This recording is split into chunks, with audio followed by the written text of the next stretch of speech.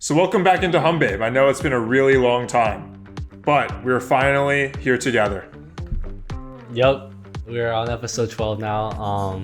It's been a while. It's been close to 3 months. Gotta be at least 2 months, maybe. But we have valid excuses for our absence, and we're gonna get into it soon. Yeah. So today we have a lot to cover, and we're gonna split. This is gonna be many episodes that we're gonna start getting into because there's so much to cover in what's been a terrific baseball season so far.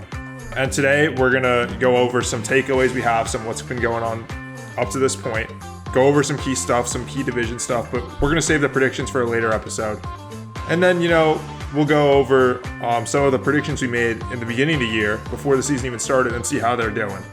So what did I forget? Yeah, what I specifically for awards. But yeah, as we know, we're both college students. We have lots of schoolwork over the past, couple months. Like in April and May. And to be honest, we were both burnt out. We needed a break from just everything. Take time off, be with our families again, But we're ready to get going with baseball content again. So be on the lookout for that for sure. So let's get right into it. It's gonna be a small episode, but trust me, the uploads will be daily. Well, not daily, but it'll be much more often than what we've done in the past couple months, which is literally nothing. So we'll try to get back on the TikTok too. We'll get into the betting later. Yeah. Okay. So let's start off with our first topic. Our 3 big takeaways from the season so far. So Sam, would you like to start? Yeah. So my first takeaway is got to be the Arizona Diamondbacks, and they are currently leading the NL West as we speak. And so I have to take some credit because I did predict the Diamondbacks would make the playoffs this year, and we'll see. Maybe they might, maybe they fall off and don't make it, but so far it's looking like they'll probably make it. So I'm going to take some credit for that. But leading the NL West, while I thought about it, I didn't have the guts to pick that, and I know most people probably didn't either. We got some absolute dogs in the West with the Dodgers and Padres, specifically the Dodgers. And while the Dodgers are playing okay, they definitely have not lived up to their expectations. They're not really within they're not even second. The Giants are second. And then the Padres are fourth, having a miserable year. And I know you're gonna get into the Padres, but this NL West with the dbacks is insane. And we will see if the dbacks can hold on and win the NL West by the season's end. And I'm gonna say the predictions because that's what I said I would do. But you go through this dbacks lineup, and obviously the catalyst is Corbin Carroll. He's gonna win NL Rookie of the Year. He has a chance at NL MVP. He's been on just a tear. A surge for the D-backs club. And then you look, we mentioned this trade before the season started, and it's Lourdes Gurriel Jr. and Gabriel Moreno for Dalton Varsho. And we nailed it. We said, what are the Blue Jays doing? Because Lourdes Gurriel Jr. is a really good player, and he's played like it this year, and he's added some pop to this D-backs team. That one, they're not striking out. That's the first sign of a good team. And 2, they're showing some power, and they're stealing bases, and the pitching has been holding it down with Gowan, and Merrill Kelly's having a year. He's having just an immaculate year. So this D-backs team is really, didn't surprise me, even better than I thought they'd be. So I also want to talk about another team that has really, broke out in so many different ways. But both of us not see this coming. It's the Cincinnati Reds, who are currently leading the NL Central by 1.5 games. They're 40-35. At the time that we're recording this right now, which is something that, who could have foreseen this, to be honest? They were, projected to finish last or second to last at the very minimum. But honestly, they had the signs of a team that could break out. They had top prospects ready to make their ways in the major leagues. They had rookies that were ready to make a second-year leap. So the offense, let's talk about the offense. It's been legit so far, and it's only added more firepower with the calls of Matt McLain and Ellie De La Cruz. But you also have other studs like Spencer Steer, TJ Friedel, Joey Votto's back. However, I'm worried about the pitching still. Green, both Hunter Green and Nick Lodolo are both on injury list at the moment. But next man up, Andrew Abbott, another top prospect, called up. He's been dominant so far in his 4 major league starts. You also have Ben Lively, who's looked pretty good ever since he came back to the major leagues. And also Luke Weaver, he's been solid, to say the least. But, I'm still worried with the pitching, especially the bullpen. Alexis Diaz he's emerged as one of the best closers in baseball, but behind him, a lot of question marks still. And I'm really interested to see how they perform down the stretch since they've never been in this, situation before. Yeah, well, with the Reds, what's good about their spot is, one, looking for all their players are so young, like you said, they're prospects. They're going to have them. They're going to build a team that's going to be really competitive for a while. And two, we're seeing it this year with them leading the NL Central right now. The NL Central is so weak that they literally can win this NL Central. It's just that weak. So yeah, and then I'm going to get into my second big takeaway, and I'm going to go over this AL East, and I'm not going to say anything about division, about who's going to win, who's going to do anything. But this AL East is just an absolute unit, top to bottom. Even the Red Sox are in last. What are they, 3 over, 4 over, 500? Yeah, something like that. This AL East is absurd right now. It's actually absurd. First of all, we're going to go over the Rays first because they're leading, best team in baseball, insane pace. They've slowed down a little bit on the pace, but while I'm a Rays believer and I like the Rays, I'm an Orioles fan, but I've always liked the Rays just because of how they operate from a insider, from a GM perspective, from how they build the team. It's the best front office in all of sports. They're that smart. They're that good. I couldn't even have seen the hot start the Rays got off to. It was like lightning. It was crazy the way they just jumped out in front of everyone. And what surprised me was the offense of the Rays. While I knew the pitching was going to be good, the Rays offense is just on a whole different level right now with the home runs. And they've really taken the new rules, and put it to their advantage more than any other team with the stolen bases. They're stealing like wild. And then you'll say, look at them. The pitching. Jeffrey Springs got hurt. Drew Rasmussen got hurt. Tyler Glasnow started the year on the IL. Eflin had an IL stint. How are they still this good? They had all these pitching injuries. It's amazing. They just next man up, but they just build so well that anyone who wears a Rays uniform is a certified stud. That's just how it is. Taj Bradley called up. Ridiculous. But I don't want to spend too much time on the Rays because they're that good. I want to talk about my favorite team. I want to talk about the Baltimore Orioles, who are, I think, the third best team in the league right now, have been up and down between second and fourth, around there. And I have bias because I'm an Orioles fan, so I had a feeling they'd be a good team. But you never know because I have bias. But they've been that team this year. And I knew the offense was going to be good. With Gunner's heated up, but with Gunner and Adley and Anthony Santander and everyone, their offense can compete with anyone. The question was going to be the starting pitching. Could the starting pitching hold up? And it certainly has. It certainly has. And I'm not going to say they're top 10 because they're not. But all they had to do is be top 15, be a decent starting pitching staff. And they have been. Dean Kramer had a rough start, but he's figured it out. Kyle Gibson's been an innings eater, which is what he was supposed to be. Kyle Brownish is a good pitcher, very good pitcher. And Tyler Wells has been one of the best pitchers in the league. He should be an all-star for sure. And G-Rod will come back and he will figure it out. I have no questions with G-Rod. He will figure it out. And the bullpen, just as I expected, would be absolutely locked down. Felix Bautista is the best closer in the league. He is. Felix Bautista is the best closer in the league. It's not a laughing matter. He just is. That fastball is explosive and the splitter is unhittable. And Yennier Cano caught us all by surprise and turns into the most dominant relievers in the league. This Oriole team is for real. They cannot be slept on, and they'll be here for a long time. And then obviously still the Yankees and Blue Jays hanging around, having decent seasons, but just nothing to the level of the Rays and Orioles right now, who are dominating the East, and I love to see it. Yeah, no, I agree with all those parts. Maybe not Bautista yet, but we'll talk about that for another time. Speaking of players, though, another one of my takeaways, I want to talk about a specific player. His name is Luis Arraez, second baseman for the Miami Marlins, who's doing something has no one done. Wait, what am I saying? He has the potential to do something that no one has done in like 4 decades, which is hit 400.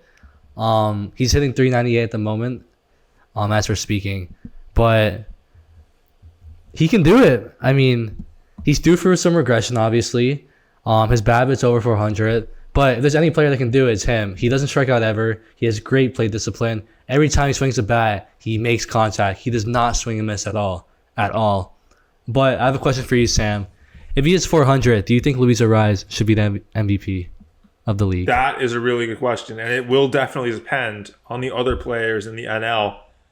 And no one's having a ridiculous season other than Arraez, who I know is not going to have the power. Arraez is not going to hit. He probably won't even come close to 20 home runs. But that's not what his game is about. And in an era where it's all about the home run, Luis Arraez's just hit tool makes him stand out. And I will say, if no one puts up a 50 homers, if Pete Alonso doesn't put up 50 home runs, if someone else doesn't have just a ridiculously good all-around season, I don't think 400 is an auto MVP. But if he is the best player, if he plays like the best player, he should win MVP.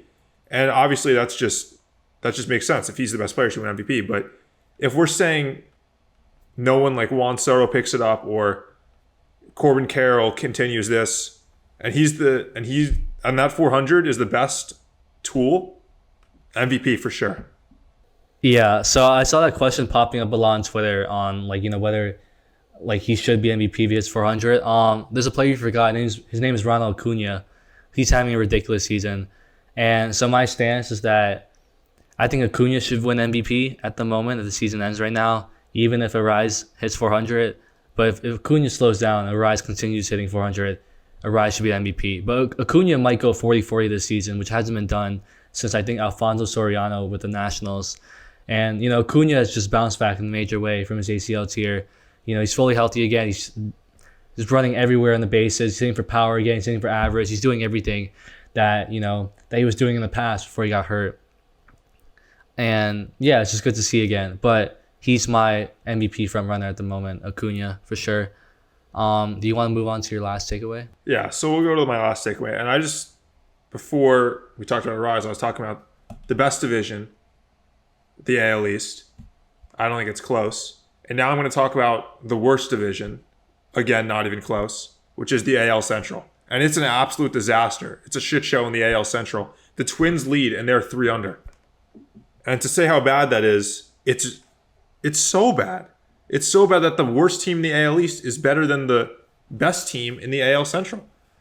And we go over this division. We're going to talk about, I'm not going to give away who I think will win the Central. There's going to be other teams who are right there. The Guardians are a game back, still under 500.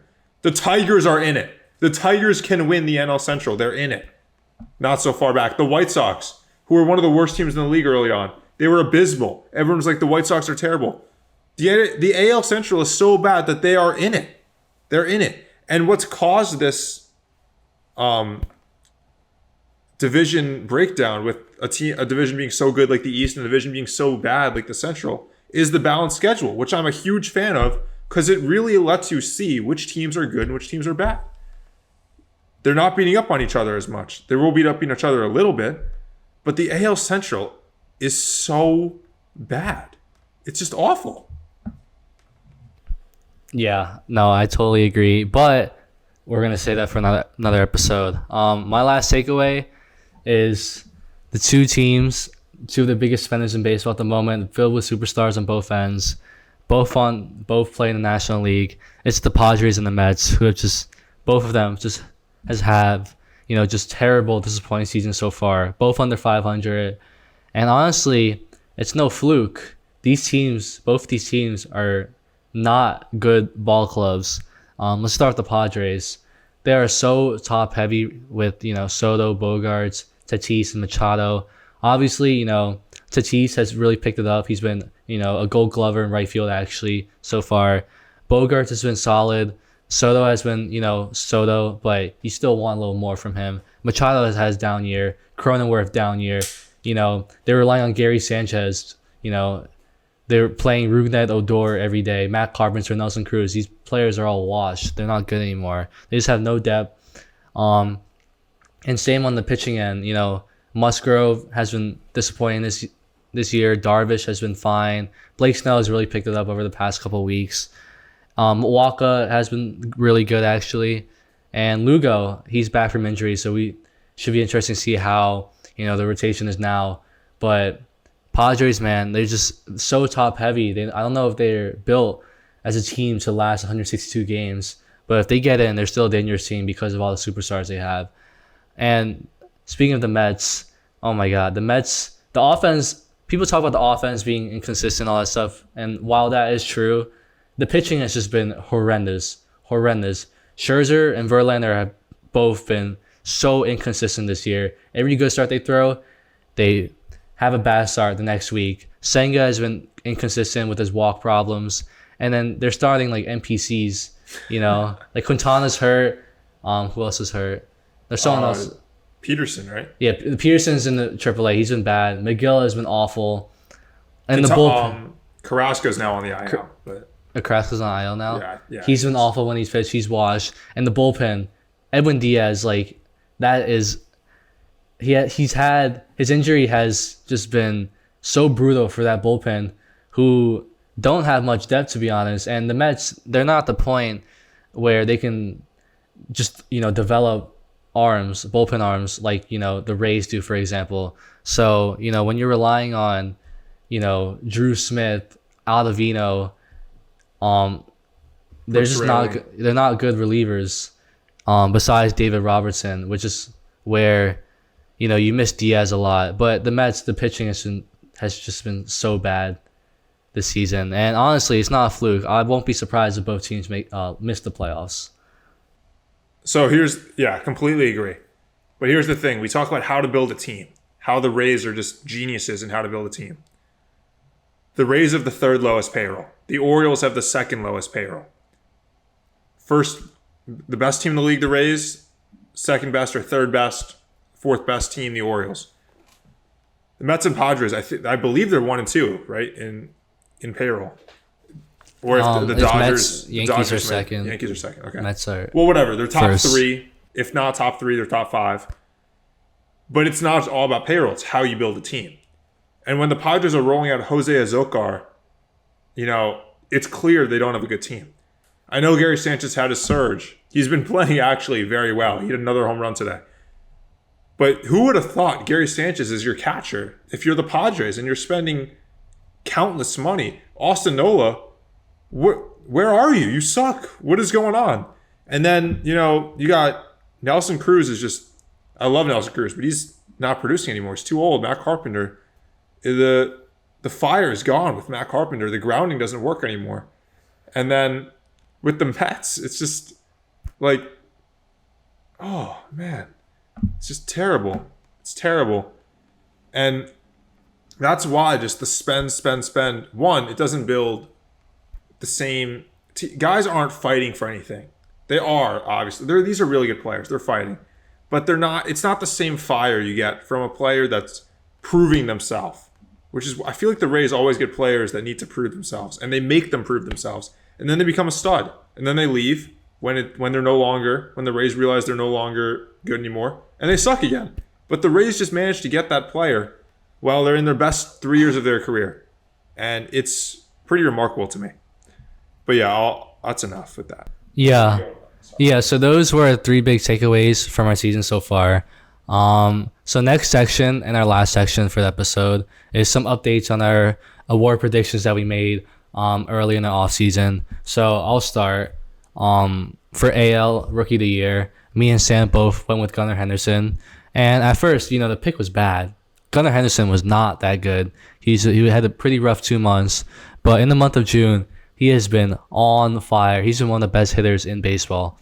And he's back on track, or back in the running for the award. Yoshida right now is currently the favorite. He's been awesome as well. His bat has really translated well to major leagues, especially his power, which is something I didn't predict.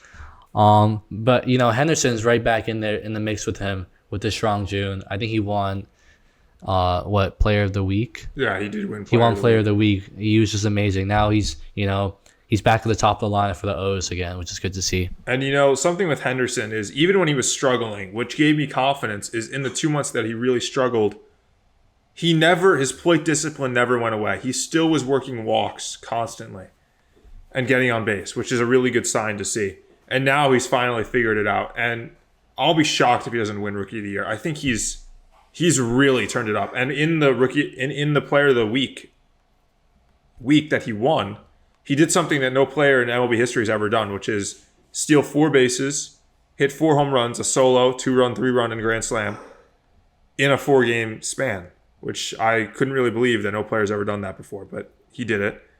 And then our NL Rookie of the Year pick that we both picked is Corbin Carroll, who has been insanely good. Both offensively and defensively, and stealing bases and hitting for power. And he will win the award. Unless something terrible happens, he should win this award. And he's going to be right there for the Diamondbacks for a long time. Yeah, I was going to say, it's Corbin Carroll's award to lose at this point.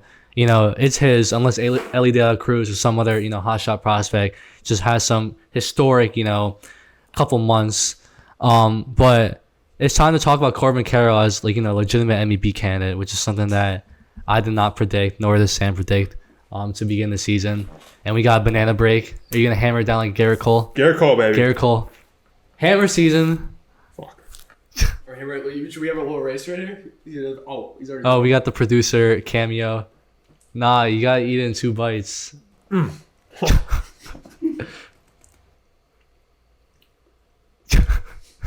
right, time's up. All right, anyways. Yeah, what I was saying is Corbin Carroll, him and Acuna have to be 1 and 2 for the MVP candidate right now, along with the Rise. And for our dark horses, I know for AL Rookie of the Year, I went with Volpe. No, I went with Peraza. But he's been in the minors. I didn't expect Volpe to win the job, so that pick is kind of scuffed. And as for my NL Dark Horse Rookie of the Year candidate, Andrew Painter, he was on track to win the 5th spot in the Phillies rotation, but he got hurt. He hurt his elbow, and he's still rehabbing. So both of my dark horses were chalk due to circumstances that I did not see coming. Well, I downed the banana, but I really don't understand how Garrett Cole does it. He does it too. How do you digest bananas that quickly? I just can't understand. Whatever. That just got me thinking of other food. And I mentioned this earlier, but I'll say it on camera. If you ever have tofu, put peanut butter in it. It's actually insanely good. I just can't believe how that's never been a realized thing, that peanut butter and tofu is a really good combination. Sounds like that just sounds like throw up. That sounds like ass. No, but you haven't tried it. You have to try. It was really good, but you have to get authentic peanut butter, not Skippy's peanut, real peanut butter. But we'll continue. Real peanut butter. What, organic? Just healthy peanut. I don't know. I forget the brand I had today, but it was good. Okay. Let's go over your dark horses. Let's rapid fire. I don't even remember my dark horses. I didn't. Who did I say? We're a little rusty. Who was my dark horse? I don't remember. You know who I said?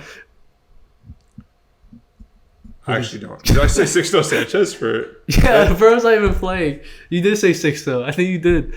Well, yeah, he's injured still, so that doesn't. Who was my AL? Was it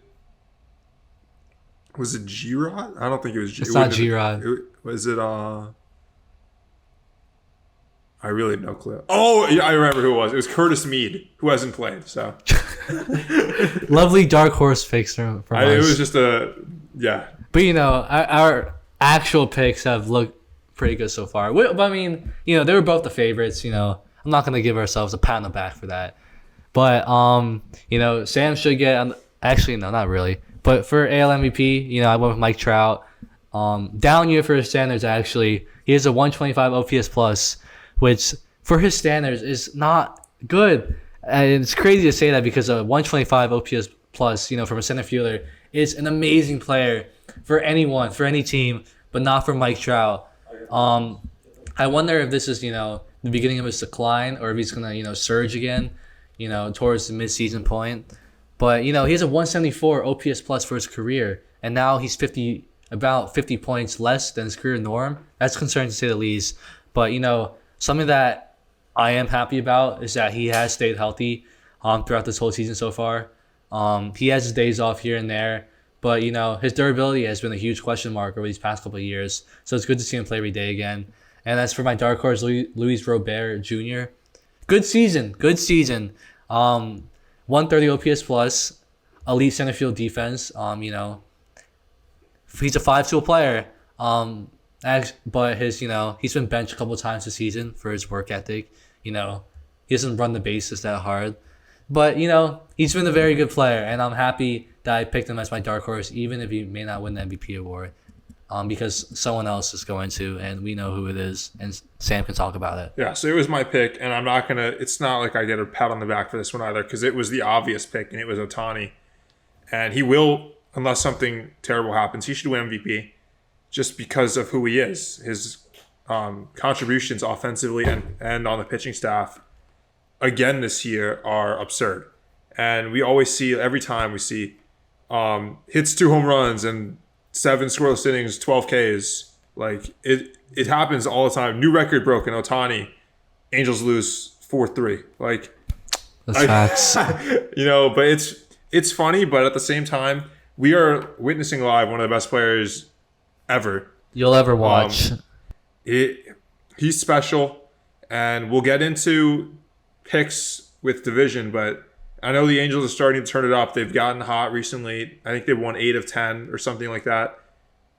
I wonder what would happen if Ohtani got traded and who he would go to, because I think it is a possibility he could get traded. But even if he doesn't, he'll be on a new team next year, and that will be really exciting for someone. But that was my pick.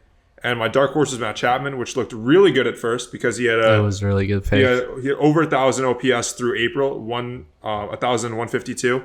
But totally fell off in May, a 585 OPS in May. He started to pick it up back in June with a league average OPS around 750 in June.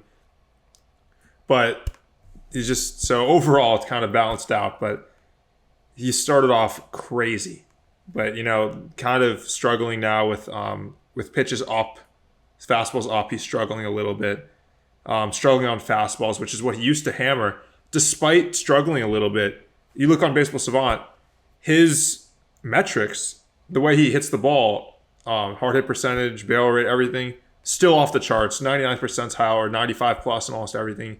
He's a beast, but he was due for regression, and it happened. He's still having a good season, though, Matt Chapman. He's having a great walk year. Someone's going to give him a lot of money this offseason, and he deserves it. He's a really good player. So NL MVP, I went with Juan Soto, who's having a really good year. 154 OPS plus with his, average to below average defense. But Juan Soto is a generational talent. You expect a little more from him, which is crazy to say. But I'm a little disappointed with this year so far. I'm still waiting for that 2020 to 2021 Juan Soto to come back. And I'm starting to question if it ever will. I mean, his ground ball rate is still the same as it was. He's not lifting the ball enough. He's actually striking out a little more than usual. He went from 14. He had a 14K percentage rate last year, but now it's up to 20. He's still walking a lot. But yeah, I still want to see a little more from Juan Soto. And my dark horse was Michael Harris Jr., who has been, you can say, a sophomore slump. He's been pretty bad actually this year, but he's been hot recently. Maybe he can salvage the season. But yeah, that was a bad dark horse pick by me. He has regressed a little bit, Michael Harris. But he's getting playing time stolen by Kevin Pillar. Yeah. No, he's playing every day again. He's had a really good June, but his April and May were just awful. Putrid. Okay, so my NL MVP pick, which was also my home run leader pick, was Austin Riley. And he's having a league average year, slightly above, a decent year. He's having a decent year. But way below what I expected him to have, and way below the power numbers I expected him to have, and just overall ability. I am very disappointed in Austin Riley. The season's been okay. It's not like he's having a bad year. It's okay. But it's not at the level that I wish it would be. I think he has 12 home runs. Good. Good. But really, I was looking at should be around 18 to 20 or more in what I expect him to be based on previous years, what I thought he would progress to. And he could have a stellar second half. I'm not saying he is a very good player that I feel like is just not playing up to the level of his capability. My dark horse was Tyler O'Neill, who's been hurt and then benched and had a whole scuffle with the Cardinals and will get traded. And that was a terrible pick. Okay. Simple, straight to the point. So for my AL Cy Young pick, it was Jacob deGrom. And I said this when I made the prediction. I was like, if Jacob deGrom starts 30 plus times, the award is his. But alas, he could not do that. He tore his UCL. Now he just went under Tommy John surgery like a week ago. And he's going to miss this year and most of next year, which is just sad because he's a Hall of Fame pitcher and the best pitcher I've ever watched. And nothing much to say. Yeah, I mean, Jacob deGrom, like, he's been Jacob deGrom when he pitched, but he's hurt. He's out for the year. But I knew the risk that, I made when I made this pick, and it's obviously backfired. And my dark horse candidate, George Kirby, solid year actually, 3.29 ERA. His command's been superb. He has a 0.6 walks per 9 rate, which leads the major leagues. But he's not striking out as many guys as I thought he would. He struck out over 9 batters per 9 last season, but he's down to 7.7. But his stuff is still very good. He can reach back to 100 now. I've seen him do that a couple times this season. But yeah, I'm not mad about the pick. He's had a really good year, George Kirby. Okay, so something that both of our picks had in common, not the real pick, DeGrom for him, and then my pick was Tyler Glasnow, is we were counting them being healthy. That is not the case for both. Now Glasnow's back, but he started the year on the IL. I think it was a hamstring. Is that? It was oblique. Okay. Now he's back. He hasn't been as good since he's come back as I expect him to be. The velo is down a little bit, actually. It's down slightly. He's around 95, 96. Used to be 98 plus. The curveball is still excellent. He has the stuff. The curveball is there. The slider is there. He's a 3-pitch guy. He will K you, but just not really there yet. And he'll have a second half to maybe be elite, be the pitcher that I believe he is. He is my favorite pitcher in the league. He will remain being my favorite pitcher in the league based on the pure stuff he has. Carpal tunnel, baby. 6'8", Glasnow coming at you. But he will not win MVP. I mean Cy Young, sorry. And my dark horse Cy Young was Brian Bello, who started off the year hurt also. But since he's come back, Brian Bello has been an absolute beast. And I tell you, he will be a stud for the Red Sox for a long time. He has a 3.5 ERA this year, but since May, he has a 2.7 ERA. His stuff is there. He can K you. He throws hard. His stuff is very good. Brian Bello could sneak into the conversation by year's end. No, Brian Bello, however you say his first name. He's been very good. Like I love how he reminds you of the right-handed version of Framber Valdez. He can strike out people, but also maintain a high ground ball rate, which bodes well for his future. Moving on to NL Cy Young picks, I went with Corbin Burns. Slow start for him, honestly, but he's been picking up recently. However, I am worried about his strikeout rate. Currently, he's at 8.7 K per 9. But in his career's past, he's gone over 11. He's reached 12. His Cy Young year, he struck out over 12 batters per 9 innings, and the fact that it's down, it's very worrisome because it's been over 2 months, and you expect some uptick in strikeouts, but that has not happened yet. So it's interesting to see how his second half, or how the remaining of the year plays out for him. But I would move him back just a little bit in a top 10 hypothetical starting pitcher list, 100%. And my dark horse was Jesus Luzardo. I mean, he shows flashes of Cy Young stuff, no doubt. He has amazing starts this year, but he's also mixed it in with some really bad starts. So if he just fixes up his inconsistency, like a Cy Young in the future is not, it won't be a surprise if he ever does win one. But yeah, he's just been a little inconsistent so far. But I'm not mad about the pick for a dark horse. So before I get to my picks, I want to talk about Corbin Burns for a little bit because he started off the year awful. And I kind of saw it coming a little bit because stuff was down. There was the whole tension with the Brewers. Stuff was down. But he, like you said, he's definitely picked it up. The last starting for the Diamondbacks was not good. But prior to that, he had really picked it up. And couple of very good starts in a row. Very good starting to the Orioles, who really don't strike out very much. He struck out, what was it? I think 10. Around, might have been 11. I don't actually know. But I think it was 10 plus against the Orioles. That's very good. I think the case per 9 is a little misleading because of how bad he started the year. I think it will tick up, and it would not shock me if Corbin Burns went on an absolute tear in the second half. I think he will pitch very well moving forward. But my pick was Sandy Alcantara, who I could never have seen. If you said he wasn't going to win the Cy Young, fine. But I could never have seen him being this disappointing. Never have seen it.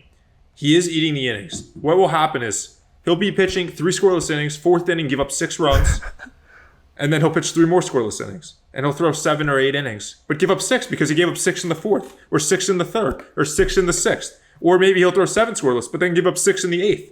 It's baffling to me why Sandy is having just sudden collapses in his ability just out of the blue. It's really odd to me.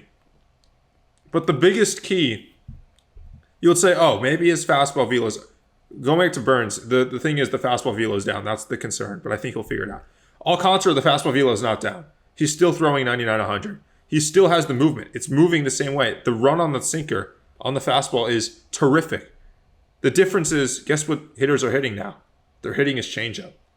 They hit under 200 against his changeup last year. This year, they're hitting 313 off the changeup. You'll ask why. Maybe he's tipping pitches. I don't know. Or maybe it just isn't as good of a pitch, and he's got to adjust and throw a slider a little more. I don't really know, but he's got to figure it out. He will eat the innings, and I think he can regain the form, but I'm just worried. He's got to make the adjustment. It's about time. It's been too long of this nonsense where just having the one bat. This is the Cole effect. This was what Cole had last year. Pitching beautifully for a game, one bad inning ruins your day, and then your ERA is destroyed. It's a really good point. So that was my issue with Alcantara, and then my dark horse was Hunter Green, who's pitched well, not well enough, I would say, to win the Cy Young, but he's pitched very well. His stuff looks good. 3.93 ERA, on the IL now, but very good pitcher for the Reds. No, I want to add something to Alcantara. Stuff is still there. Like, nothing has ticked down. It's just he just has that, like you said, that one bad inning that ruins the start. And also, I think he's being a little. He admitted this. He doesn't really want to change the way he pitches. He wants to get quick outs, put the ball on the ground, put the ball in play. But with the new shift rules, it's kind of hurt him a little bit. Relying on his defense to back him up a little bit. But it's interesting to see if he makes any adjustments. Because we know if he wants to strike out someone, he can. He could. He could be one of the top strikeout guys in the league. He just chooses not to because it's just not as efficient and not what he wants to model his game after. He wants to eat innings. He wants to eat innings. So yeah, it should be interesting to see how he rebounds. He will rebound. His stuff is too good, just like to not to. But it's just baseball is a hard game to play, and you look at someone who had who won the Cy Young last year, and now he's struggling this year. It's crazy to see how things can change that fast in this game. So, Alek Manoah was sent down to the rookie to the Florida Complex League. Oh my God, yeah. He changes that fast, but he sucks. I'm sorry. he always has sucked. He's been lucky his whole career, and now it's finally shown that a fat Alek Manoah is not a good Alek Manoah. So that's what I got on Alek Manoah. I had to just throw in an Alek Manoah slander because I was not expecting to talk about Alek Manoah today, but yeah, I mean nothing much to say. He's just been awful. He's actually has been probably the worst pitcher in baseball. When he's pitched, now he's sent down to the Florida Complex League, to try to rebuild his mechanics. Reports out there say, he's back. His stuff. He's been good. His bullpen sessions has been good. We'll see. We'll check back in a couple of months to see how he is. But that's it for our episode. Before we one more thing. Just I wanted to mention. Are we going to talk about the A's, or are we going to save that for another episode? Yeah, save that for another episode. We'll save that. All right. Yeah. Okay. Anyways, it's good to be back. Very good to be back. I'm excited. We have a lot more content coming. A lot of stuff that takes a lot of restraint for me to not talk about right now because we'll have to talk about it for another episode. But I'm very excited to be back, and not only things to look forward to, the division updates. What else? All-star picks. All-star picks. Other interesting lists that we're going to come up with. And also a lot of gambling, baseball betting updates. Where we've been doing, while we've not been posting, we've been doing a lot of work on spreadsheets and information. We have a lot of stats for you. And we're gonna turn it around. And we're going to get going. Yeah, we're refreshed. You know, we had our vacation, but now it's time to go back to work again. You know, it's time to be back on the daily grind, and we will do just that. So thank you for listening to episode 12, and keep humming, baby. Keep humming, baby. And don't worry, you will see us very soon. It will not be a 2-month hiatus like we did last time. Thank you.